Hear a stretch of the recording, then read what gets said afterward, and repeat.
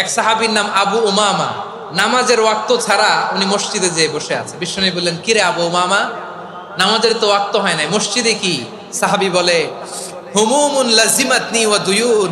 নবী গো, ঋণের বোঝায় এমন টেনশনে আছি, ঘরে থাকতে পারলাম না, মসজিদে চলে আসছে। বিশ্বনবী বলেন, আমি কি তোমার এমন একটা দোয়া শিখাবো যেটা পড়লে আল্লাহ তাআলা তোমার ঋণের বোঝা হালকা করে দিবেন?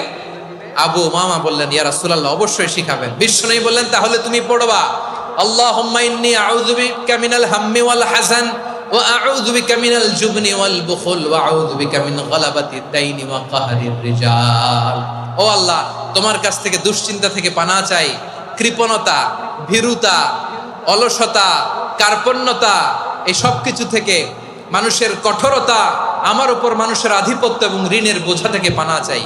এই দোয়াটা যখন বিষ্ণুনবী শিখাই দিলেন, আবু উমামা বারবার এই দোয়া পড়ে।